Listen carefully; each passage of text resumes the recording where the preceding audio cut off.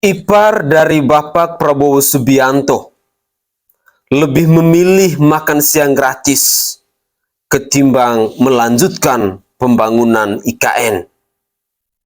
DPR pun menilai bahwa itu lebih realistis.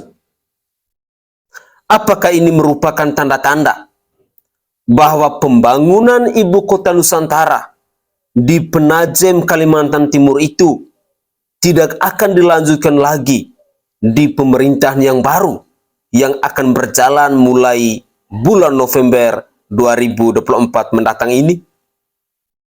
Jika benar demikian, maka dapat dipastikan seorang Presiden Joko Widodo telah diprank oleh Bapak Prabowo Subianto. Dunia pasti akan menertawakan Bapak Presiden Joko Widodo. Dan ditambah lagi, sampai hari ini pun belum ada satu investor yang tertarik untuk berinvestasi di Penajem, Kalimantan Timur itu. Mari kita dengarkan cuplikan video berikut ini.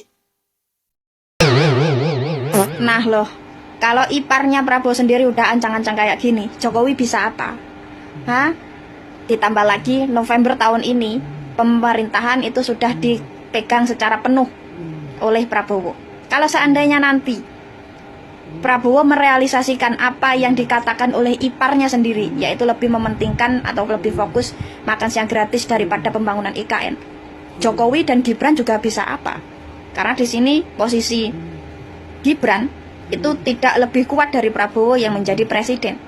Dan kalau sudah terrealisasi Prabowo benar-benar tidak memaksimalkan pembangunan IKN, saya adalah orang pertama yang akan menertawakan Pak Jokowi dan Gibran. Kenapa saya menertawakan? Karena saya ingin menertawakan keputusan politiknya Pak Jokowi yang pada akhirnya mendukung dan bergandengan dengan Prabowo. Padahal Pak Jokowi tahu betul bahwa sebenarnya Pak Prabowo itu rival kuatnya, musuh bebuyutannya Pak Jokowi di 2 kali pemilu kemarin. Dan sebenarnya juga Pak Jokowi tahu betul bahwa Pak Prabowo itu punya dendam tersendiri kepada Pak Jokowi karena sudah dikalahkan secara 2 kali berturut-turut. Dan sebenarnya Pak Jokowi juga tahu betul bahwa relawan Gerindra, kader Gerindra, dan beberapa partai koalisi yang mengusung Prabowo Gibran itu tidak menyukai Jokowi dan segala legasinya di sistem pemerintahan. Udah tahu Pak Prabowo kayak gitu, dan udah tahu juga bagaimana kader Gerindra terhadap segala legasinya Jokowi. Tapi lucunya Jokowi tetap menjadikan Prabowo sebagai penerusnya. Dan sekarang Prabowo yang diharapkan bisa meneruskan legasinya Jokowi, yaitu seperti meneruskan pembangunan proyek besar sekelas IKN, Prabowo malah terang-terangan tidak akan maksimal membangun IKN karena lebih mementingkan makan siang gratis. Kalau udah kayak gini, Jokowi bisa apa? Gibran juga bisa apa? Hah? Dan jangan lupa, DPR juga sudah menanggapi wacana dari iparnya Prabowo yang lebih mementingkan makan siang gratis daripada membangun IKN. Kalau udah kayak gini, kita balik ke realita ya, bahwa 2025 nanti mayoritas kursi di DPR itu dikuasai oleh partai koalisinya Prabowo. Meskipun legislatif itu dimenangkan oleh PDIP, tapi posisi PDIP di sini adalah oposisi. Dan ingat juga bos, bahwa ini adalah negara demokrasi, di mana kalau nanti anggota DPR RI itu lebih setuju bahwa IKN pembangunannya itu ditunda dan lebih mementingkan makan siang gratis, berarti keputusan itulah yang dipakai dan keputusan itulah yang akan dicanangkan atau dijalankan. Dan kalau udah kayak gini, bisa dipastikan bahwa Gibran sebagai wakil presiden tidak bisa berbuat banyak, tidak bisa meneruskan atau menyelamatkan legasi bapaknya sendiri. Dan hal inilah yang saya tertawakan dari Pak Jokowi dan Gibran. Dan satu kata untuk Pak Jokowi, kapok. Dan jujur saja, saya sebagai pendukungmu di tahun 2014 dan 2019, sekarang cuma bisa menertawakan keputusan politikmu sendiri, Pak.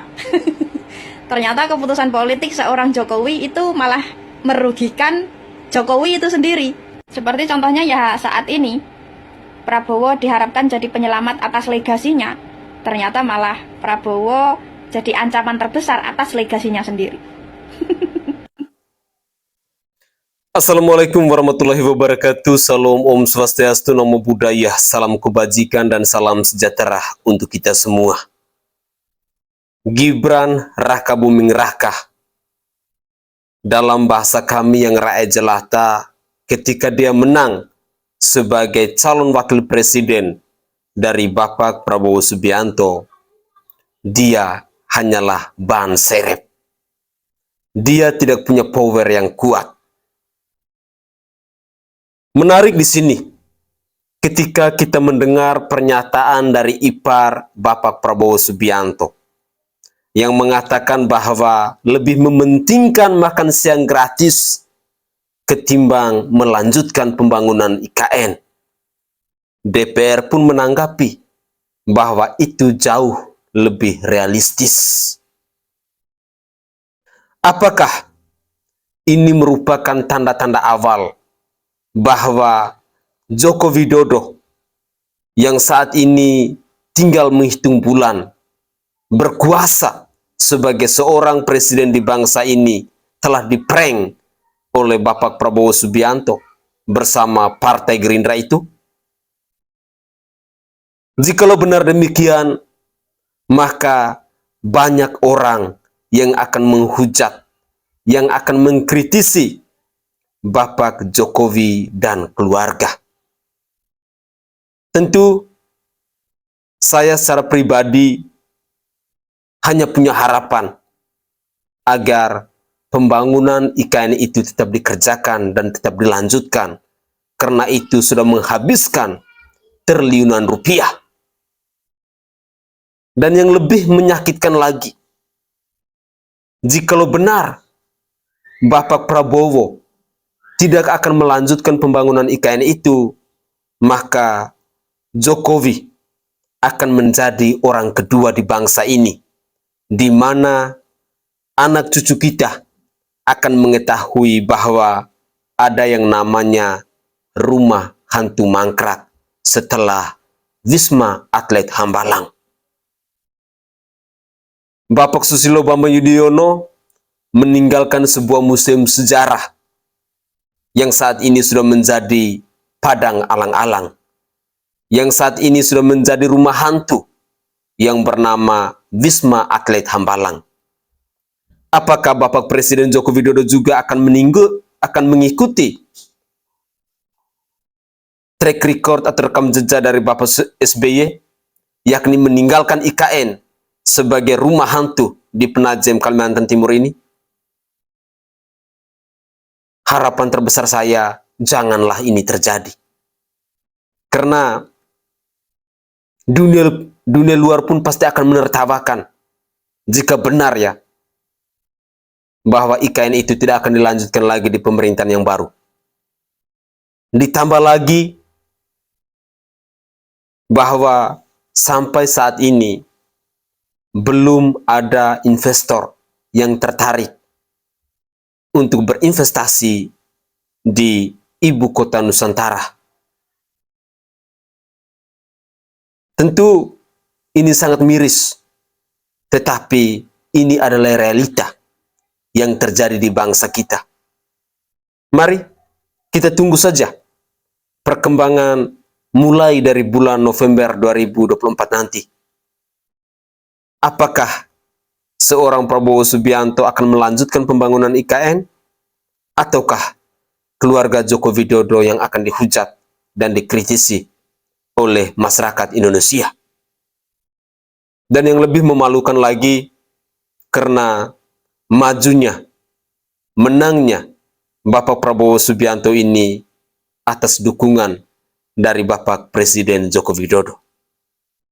Inilah hal yang paling menyakitkan jikalau benar Bapak Prabowo tidak akan melanjutkan lagi pembangunan IKN itu. Mari kita dengarkan lagi komentar dari netizen yang lain. Gayanya sih selangit, mobil terbang, lingkungan bagus, rumah mewah, penduduk dikit, tentram, aman, bahagia. Air aja nggak punya. Ratusan triliun loh ini proyeknya. Masa risetnya abal-abal? Kacau. BEM SI atau BEM seluruh Indonesia menilai Bapak Presiden Jokowi adalah presiden gagal, bahkan sempat memberi nilai 10 dari 100 kepada Presiden Joko Widodo ini pasti penjilatnya bakal ngomong, emang tuh BEM bisa ngelakuin apa sampai bisa ngasih nilai Pak Jokowi. Yang gua tanyain, emang Jokowi bisa ngasihin apa dan bisa kerja nyata apa kalau nggak ada pajak masyarakat dan anggaran dari negara? Itu mikirnya tolol ya nih ya. Ketika ada demo dari BEM ataupun rakyat, yang dituntut itu kebutuhan dulu pada, bukan kebutuhan pribadi. Dari kenaikan pajak, kenaikan pangan, stop impor, HGU IKN, dan apalagi lah semuanya. Kenapa sih lu tolol banget, tolol? Emang lu dapat apa? Ngebela-ngebela dia. Ketika aksi demo itu diterima seperti naiknya harga BBM, yang nikmatin kan lu juga. Lu pada, emang gak tahu terima kasih lu, monyet. Saya mendengar Pak Jokowi mau melaksanakan acara Sumpah Presiden tersebut di IKN. Ya. Jadi dari sekarang perlu dipikirkan aspek hukumnya agar pengangkatan tersebut benar-benar sah. Yaitu, kalau MPR-nya tidak datang ke IKN, kalau gedung MPR-nya juga tidak pindah ke IKN, apakah pengambilan sumpah Presiden Prabowo nanti sah? Ini hanya sekedar mengingatkan kepada ahli hukum tata negara kita, karena mayoritas atau hampir semua sekarang masyarakat Indonesia menginginkan Prabowo benar-benar sah dilantik. Jadi aspek-aspek teknis hukumnya tolong dijagain. Ingat, apakah penyumpahan presiden itu sah enggak kalau dilakukan di IKN tanpa di hadapan MPR, tanpa di gedung MPR? Kalian harus tahu ini, jadi para pihak istana menyebut bahwa dalam beberapa hari ke depan, yakni selama 3 hari, Jokowi akan berkantor di IKN, mulai dari tanggal 29 Juli 2024. Maksud saya begini Pak, IKN ini kan belum jadi. Kenapa harus dipaksakan untuk kantor di sana? Fasilitasnya juga belum memadai. Kenapa Anda begitu ngotot? Oh, jangan-jangan supaya Anda membuat seperti ini agar terlihat bahwa Anda tidak gagal dalam membangun IKN. Orang-orang juga sudah tahu, Pak, bahwa Anda gagal dalam membangun IKN. Buktinya saja, tidak ada investor yang masuk ke IKN ini. Ini miris sih menurut saya. Hanya karena egomu ingin terlihat supaya Anda terlibat dalam pembangunan IKN ini, agar Anda terlihat bahwa Anda tidak gagal dalam pembangunan ini, Anda melakukan atau menghalalkan segala cara. Betul kan yang dulu saya bilang, Jokowi selesai sebelum selesai. Karena di Pak Jokowi ini, orang bukan karena sosok figur Pak Jokowinya, tapi karena jabatan yang melekat ke dirinya. Contoh saja, anaknya di DKI Jakarta, elektabilitasnya cuma 1%. Anak presiden loh, memalukan sekali ya kan. Jadi dia selesai sebelum selesai masa jabatannya. Para penjilat-penjilat kekuasaan sekarang sudah mulai mengalihkan jilatannya kepada orang yang lain. Sudah mulai menjilat kepada Prabowo yang minta jabatan. Saatnya tiba, Pak Jokowi hanyalah seorang rakyat biasa nanti. Punya ambisi ingin mengambil partai besar. No sense. Setelah selesai menjadi presiden, itu mustahil akan bisa. Kalau mau, ya sekarang tuh, rebut Golkar. Ya kan? Bukan besok sudah selesai. No sense, tidak ada cerita itu teman-teman. Ya. Dan survei membuktikan bahwa orang lebih mempertimbangkan calon yang didukung oleh Pak Prabowo sekarang ini ketimbang calon yang didukung oleh Pak Jokowi. Jadi Jokowi efek itu sudah tidak ada lagi teman-teman. Ya, selamat untuk para pendukung Pak Prabowo. Ya, Pak Prabowo manuver politiknya sangat luar biasa. Ya, kita lihat percaturan perpolitikan di Indonesia setelah Pak Prabowo dilantik. Kita lihat bagaimana nasib Pak Jokowi ke depan. Terima kasih. Assalamualaikum warahmatullahi wabarakatuh. Ini sih rekor ya. Benarkah Jokowi lebih kejam daripada VOC Belanda dengan obral hak guna usaha di IKN? Pada 11 Juli kemarin, Jokowi sudah teken Perpres nomor 75 tahun 2024 yang memberi izin hak guna usaha bagi investor di IKN hingga hampir 2 abad. Investor bisa dapat izin hak guna usaha selama 95 tahun, kemudian bisa diperpanjang lagi hingga 95 tahun lagi. Total mereka bisa kuasai lahan IKN hingga 190 tahun. Bapak Presiden mengatakan jika ini bertujuan untuk menarik minat investor. Padahal menurut Bima Yudhistira, selaku Direktur Center of Economic and Law Studies, kebijakan ini tidak akan menjamin adanya investor untuk masuk. Lama atau tidaknya penguasaan lahan itu bukanlah yang menjadi faktor utama, tapi yang penting adalah perputaran ekonominya. Bayangkan, investasi di IKN itu kan untuk infrastruktur publik. Tapi masalahnya di IKN itu publiknya aja belum ada. Kalaupun ada, di IKN mungkin tidak akan sampai 5 juta jiwa. Jadi ini tuh seperti keputusan yang putus asa, karena sampai sekarang investor belum banyak yang masuk ke IKN. Sebenarnya tidak perlu sampai 190 tahun. Kalau memang prospeknya bagus untuk bisnis, dikasih 30 tahun aja sudah pasti ada investor masuk. Belum lagi, aturan ini juga bertentangan dengan Undang-Undang Agraria yang berbunyi jika penguasaan lahan itu maksimal 50 tahun saja. Tapi FYI nih, bertentangan atau tidak, mungkin sebenarnya tidak menjadi masalah untuk pemerintah. Karena dasar hukum di UU 21 tahun 2023 ada aturan sapu jagat yang berbunyi seluruh peraturan yang bertentangan dengan pembangunan IKN dinyatakan tidak berlaku. Sadar gak sih kalau ini tuh udah overpower banget gitu? Gimana gak gila? Dalam UU Agraria kolonial aja nih, investor cuma dibolehin mengelola perkebunan paling lama 75 tahun. Itu aturan penjajah loh. Ini aturan dari bangsa kita sendiri, malah sampai 190 tahun. Jadi teringat statement Bapak pendiri bangsa kita, Bapak Soekarno, perjuangan akan lebih mudah karena melawan penjajah, sementara perjuangan kita akan lebih sulit karena melawan bangsa sendiri. Oke guys, itu adalah cuplikan-cuplikan video yang bisa saya persembahkan ke hadapan pemirsa sekalian terkait dengan pembangunan IKN di Penajem, Kalimantan Timur. Saya cukup kecewa bila pada akhirnya pembangunan IKN itu tidak dilanjutkan. Kecewa karena sudah menghabiskan uang rakyat triliunan rupiah.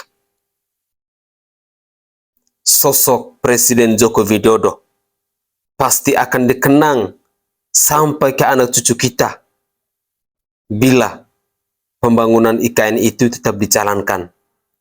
Tetapi namanya akan hancur, keluarganya pun akan hancur kalau pembangunan IKN itu pada akhirnya menjadi rumah hantu untuk menjadi catatan sejarah di bangsa kita. Sungguh miris kalau memang manuver politiknya seperti ini. Tetapi kita yang sebagai rakyat jelata tidak punya power, tidak punya kekuasaan. Kita hanya bisa menyaksikan sandiwara yang dilakukan oleh para penguasa di bangsa ini. Dulu Presiden Joko Widodo ini mengagung-agungkan Bapak Prabowo Subianto demi anaknya tercinta, Gibran Rakabuming Raka. Jikalau benar bahwa pembangunan IKN itu tidak dilanjutkan lagi, maka Gibran Rakabuming Raka ini sah hanya menjadi ban serep sebelahkan. Ketika seorang menjadi wakil dan tidak punya power yang kuat, maka ini akan sangat menyakitkan. Orang-orang yang selama ini mengagung-agungkan Presiden Joko Widodo pastinya akan merasa sakit hati. Sakit hati karena melihat ternyata manuver politik dari seorang Prabowo Subianto itu jauh lebih hebat bila dibandingkan dengan Bapak Presiden Joko Widodo. Joko Widodo telah terjebak dalam permainan catur dari Bapak Prabowo Subianto. Jikalau benar kata ipar dari Bapak Prabowo tadi, bahwa lebih mementingkan makan siang gratis ketimbang melanjutkan pembangunan di IKN Penajem Kalimantan Timur itu. Apalagi sudah direspon oleh DPR bahwa itu jauh lebih realistis. Begitulah kira-kira. Saya Nai dari Provinsi Nusa Tenggara Timur, saatnya kita yang rakyat jelata harus berani untuk bersuara. Salam hormat, salam NKRI, dan salam Pancasila untuk kita semua.